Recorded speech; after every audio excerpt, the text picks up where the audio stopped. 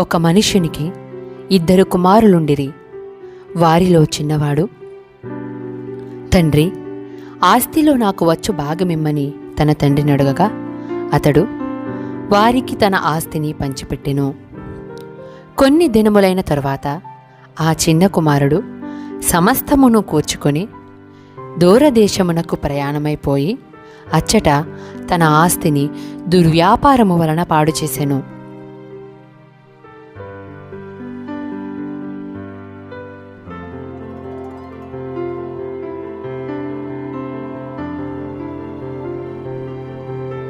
అదంతయు ఖర్చు చేసిన తరువాత ఆ దేశమందు గొప్ప కరువు రాగా వాడు ఇబ్బంది పడసాగి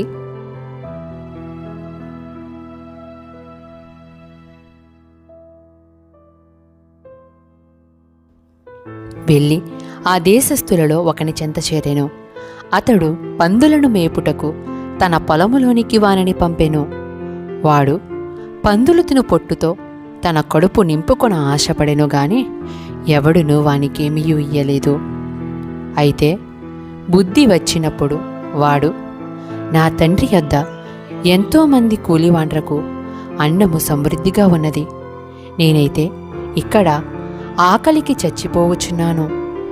నేను లేచి నా తండ్రి యొద్దకు వెళ్ళి, తండ్రి, నేను పరలోకమునకును విరోధముగాను నీ ఎదుటను పాపము చేసి తిని ఇక మీదట నీ కుమారుడనని అనిపించుకొనుటకు యోగ్యుడను కాను. నన్ను నీ కూలివానిలో ఒకనిగా పెట్టుకొనుమని అతనితో చెప్పెదననుకుని లేచి తండ్రి యొద్దకు వచ్చెను. వాడింకా దూరముగా ఉన్నప్పుడు తండ్రి వానిని చూచి కనికరపడి పరుగెత్తి వాని మెడ మీద పడి ముద్దు పెట్టుకొనెను.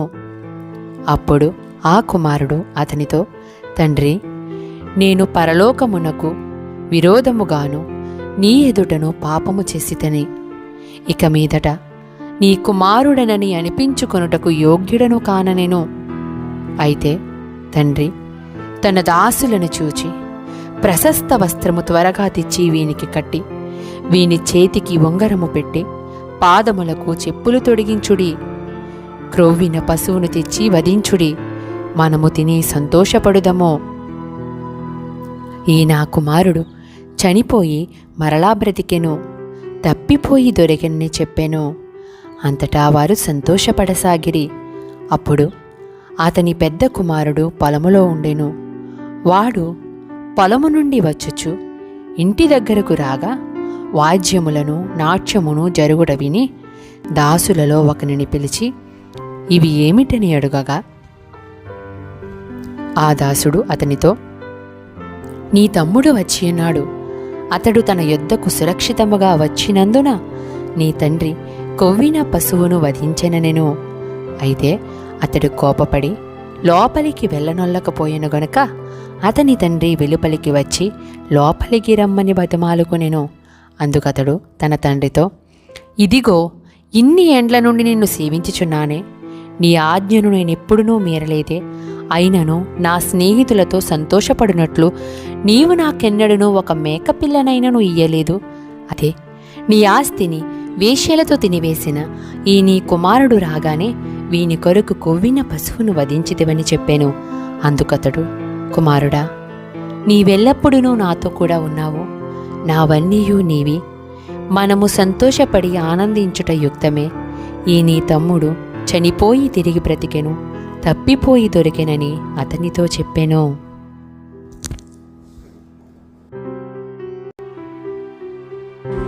పరలోక రాజ్యము. ఒక మనుష్యుడు దేశాంతరమునకు ప్రయాణమై తన దాసులను పిలిచి తన ఆస్తిని వారికి అప్పగించినట్లుండును. అతడు ఒకనికి 5 తలాంతులను, ఒకనికి 2, ఒకనికి 1 ఎవని సామర్థ్యము చొప్పున వానికిచ్చి వెంటనే దేశాంతరము పోయెను. 5 తలాంతులు తీసుకునినవాడు వెళ్ళి వాటితో వ్యాపారము చేసి మరి 5 తలాంతులను సంపాదించెను. అలాగుననే 2 తీసుకునినవాడు మరి 2 సంపాదించెను. అయితే 1 తలాంతు తీసుకునినవాడు వెళ్ళి భూమి త్రవ్వి తన యజమానుని సొమ్ము దాచిపెట్టెను. బహుకాలమైన తరువాత ఆ దాసుల యజమానుడు వచ్చి వారి యొద్ద లెక్క చూచుకొనెను. అప్పుడు 5 తలాంతులు తీసుకునినవాడు మరి 5 తలాంతులు తెచ్చి, అయ్యా, నీవు నాకు 5 తలాంతులు అప్పగించితివే, అవియూ కాక మరి 5 తలాంతులు సంపాదించితినని చెప్పెను. అతని యజమానుడు, బలా నమ్మకమైన మంచిదాసుడా, నీవు ఈ కొంచెములో నమ్మకముగా ఉంటివి, నిన్ను అనేకమైన వాటి మీద నియమించదను, నీ యజమానుని సంతోషములో పాలు పొందుమని అతనితో చెప్పెను. అలాగే 2 తలాంతులు తీసుకునిన వాడు వచ్చి, అయ్యా, నీవు నాకు 2 తలాంతులు అప్పగించితివే, అవియుగాక మరి 2 తలాంతులు సంపాదించితినని చెప్పెను. అతని యజమానుడు, బలా నమ్మకమైన మంచిదాసుడా, నీవు ఈ కొంచెంలో నమ్మకముగా ఉంటివి గనుక నిన్ను అనేకమైన వాటి మీద నియమించెదను, నీ యజమానుని సంతోషములో పాలు పొందుమని అతనితో చెప్పెను. తరువాత 1 తలాంతు తీసుకునిన వాడు వచ్చి, అయ్యా, నీవు విత్తని చోట కోయివాడవును, చల్లని చోట పంట కూర్చుకొనువాడవునైనా కఠినుడవని నేనెరుగుదును గనుక నేను భయపడి వెళ్ళి నీ తలాంతును భూమిలో దాచిపెట్టి తిని, ఇదిగో నీది నీవు తీసుకునమని చెప్పెను. అందుకు అతని యజమానుడు వానిని చూచి, సోమరివైన చెడ్డదాసుడా, నేను విత్తని చోట కోయివాడను, చల్లని చోట పంట కూర్చుకొనువాడనని నీవు ఎరుగుదువా?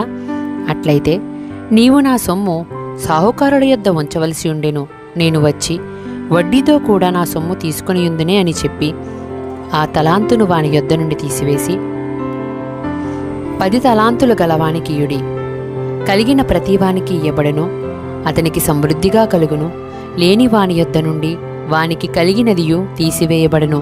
మరియు పనికి మాలిన ఆ దాసుని వెలుపటి చీకటిలోనికి త్రోసివేయుడి, అక్కడ ఏడుపును పండ్లు కొరుకుటయు ఉండుననెను.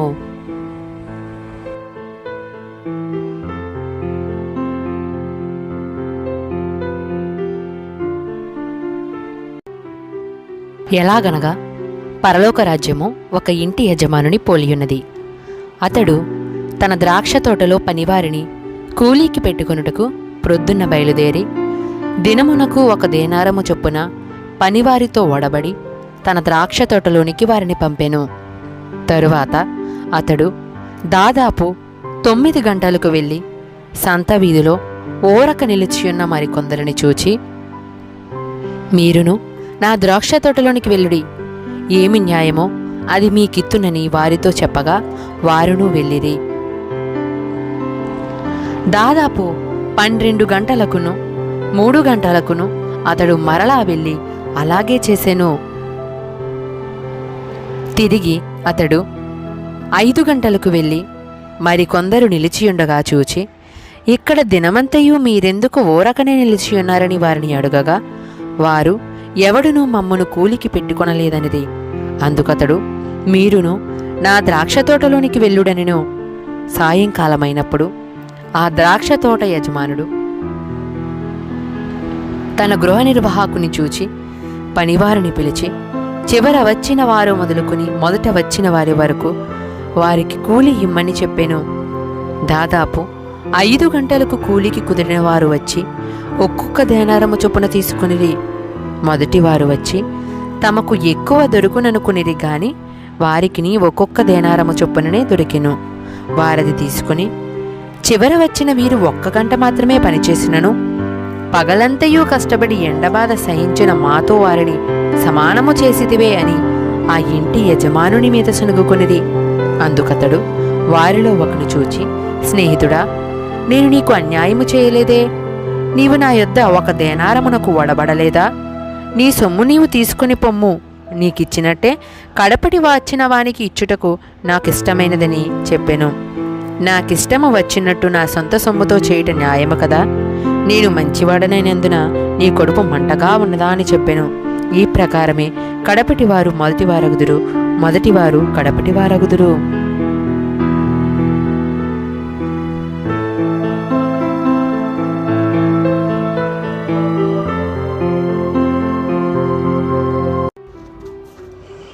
పరలోక రాజ్యము తన కుమారునికి పెండ్లి విందు చేసిన ఒక రాజును పోలియున్నది.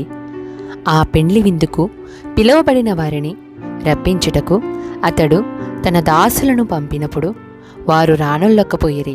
కాగా అతడు, ఇదిగో నా విందు సిద్ధపరిచియున్నాను, ఎద్దులను క్రొవ్విన పశువులను వధింపబడినవి, అంతయు సిద్ధముగా ఉన్నది, పెండ్లి విందుకు రండని పిలువబడిన వారితో చెప్పుడని వేరే దాసులను పంపెనుగాని వారు లక్ష్యము చేయక ఒకడు తన పొలమునకును మరి ఒకడు తన వర్తకమునకును వెళ్ళిరి. తక్కినవారు అతని దాసులను పట్టుకుని అవమానపరిచి చంపిరి. కాబట్టి రాజు కోపపడి తన దండ్లను పంపి ఆ నరహంతకులను సంహరించి వారి పట్టణమును తగలబెట్టించెను. అప్పుడతడు, పెండ్లి విందు సిద్ధముగా ఉన్నది గాని పిలువబడిన వారు పాత్రులు కారు గనుక రాజమార్గములకు పోయి మీకు కనబడు వారినందరినీ పెండ్లి విందుకి పిలువడని తన దాసులతో చెప్పెను. ఆ దాసులు రాజమార్గములకు పోయి చెడ్డవారినేమి మంచివారినేమి తమకు కనబడిన వారినందరినీ పోగు చేసిరి గనుక విందుకు వచ్చిన వారితో ఆ పెండ్లిశాల నిండెను.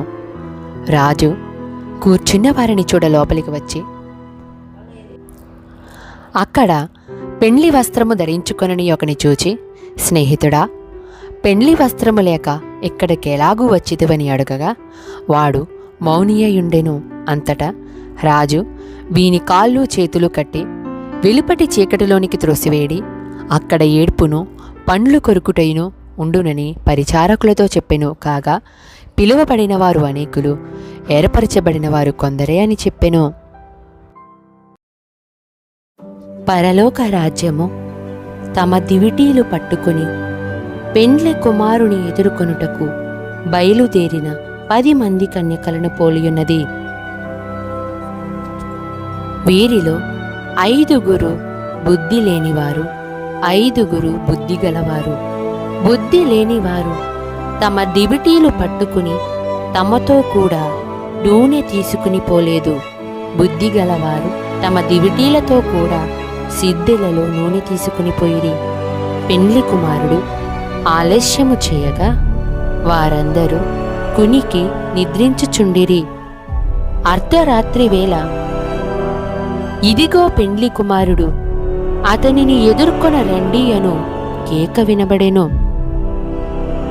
అప్పుడు ఆ కన్యకలందరూ లేచి తమ దివిటీలను చక్కబరిచిరి గాని బుద్ధి లేని ఆ కన్యకలు, మా దివిటీలు ఆరిపోవుచున్నవి గనుక మీ నూనెలలో కొంచెము మాకియుడని బుద్ధిగలవారినడిగిరి.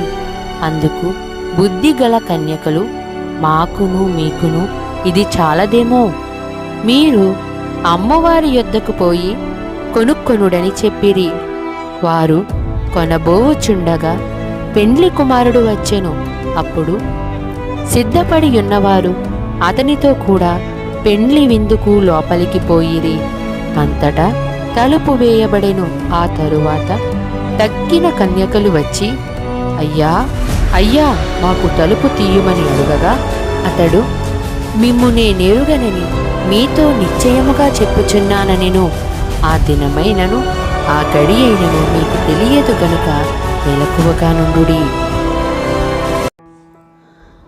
ఒకప్పుడు సమస్తమైన సుంకరులను పాపులను ఆయన బోధ వినుటకు ఆయన దగ్గరకు వచ్చిచుండగా పరిసయ్యులను శాస్త్రులను అది చూచి ఇతడు పాపులను చేర్చుకుని వారితో కూడా భోజనము చేయుచున్నాడని చాలా సనుగుకునిరి. అందుకైన వారితో ఈ ఉపమానము చెప్పెను. మీలో ఏ మనుషునికైనను 100 గొర్రెలు కలిగి ఉండగా వాటిలో ఒకటి తప్పిపోయిన ఎడల అతడు 99 అడవిలో విడిచిపెట్టి తప్పిపోయినది దొరుకు వరకు దానిని వెదక వెళ్ళడా?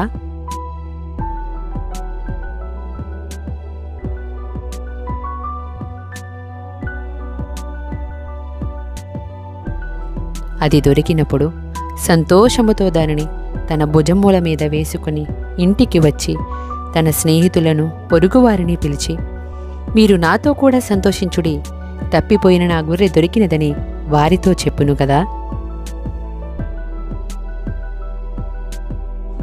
అటువలే మారు మనసు అక్కరలేని 99 మంది నీతిమంతుల విషయమై కలుగు సంతోషము కంటే మారు మనసు పొందు ఒక్క పాపి విషయమై పరలోకమందు ఎక్కువ సంతోషము కలుగును. ఏ స్త్రీకైనను 10 వెండి నాణెములుండగా వాటిలో 1 నాణెము పోగొట్టుకుంటే ఆమె దీపము వెలిగించి ఇల్లు ఊడ్చి అది దొరుకు వరకు జాగ్రత్తగా వెతకదా? అది దొరికినప్పుడు తన చెలికత్తెలను పొరుగువారిని పిలిచి, నాతో కూడా సంతోషించుడి, నేను పోగొట్టుకున్న నాణెము దొరికినదని వారితో చెప్పును గదా. అటువలే మారు మనసు పొందు ఒక పాపి విషయమై దేవుని దూతల ఎదుట సంతోషము కలుగునని మీతో చెప్పుచున్నాను నేను.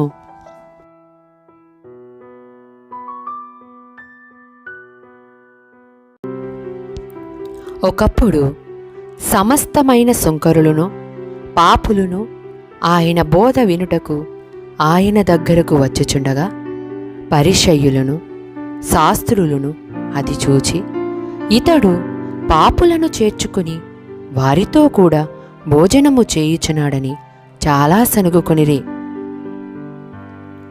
అందుకాయన వారితో ఈ ఉపమానము చెప్పెను. ఏ స్త్రీకైనను 10 వెండి నాణెములుండగా వాటిలో 1 నాణెము పోగొట్టుకుంటే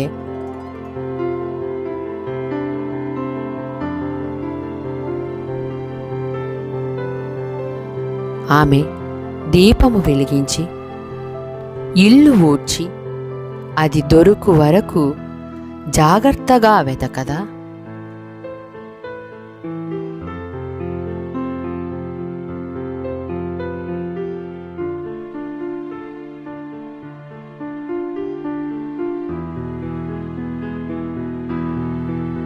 అది దొరికినప్పుడు తన చిలికత్తెలను పొరుగువారిని పిలిచి, నాతో కూడా సంతోషించుడి, నేను పోగొట్టుకొనిన నాణెము దొరికినదని వారితో చెప్పును గదా. అటువలే మారు మనస్సు పొందు ఒక పాపి విషయమై దేవుని దూతల ఎదుట సంతోషము కలుగునని మీతో చెప్పుచున్నాను నేను.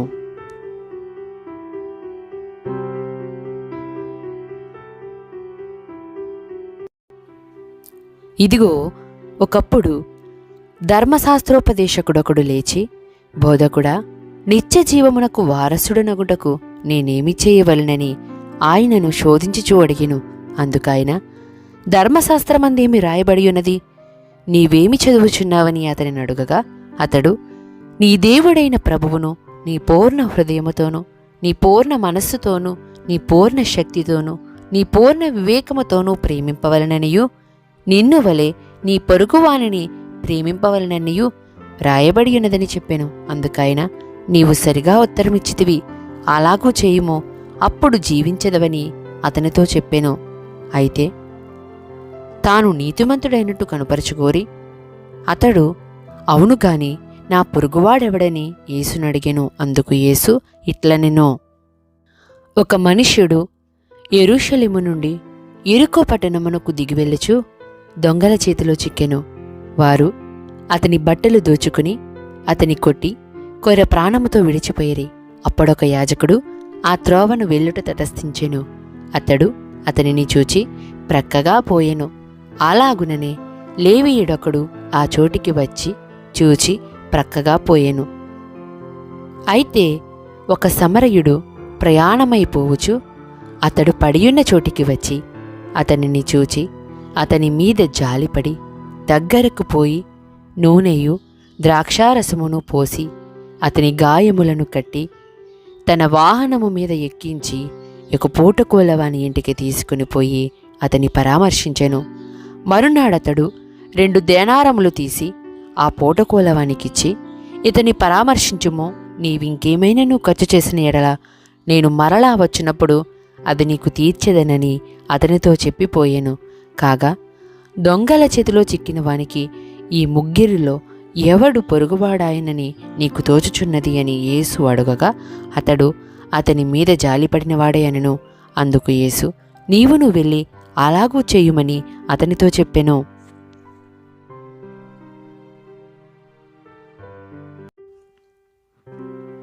ఆ జనసమూహములలో ఒకడు యేసుక్రీస్తు వారితో, బోధకుడా, పిత్రార్జితములో నాకు పాలు పంచిపెట్టవలనని నా సహోదరునితో చెప్పుమని ఆయనను అడుగగా, ఆయన, ఓయి, మీ మీద తీర్పరినిగానైనను పంచిపెట్టువానిగానైనను నన్నెవడు నియమించినని అతనితో చెప్పెను.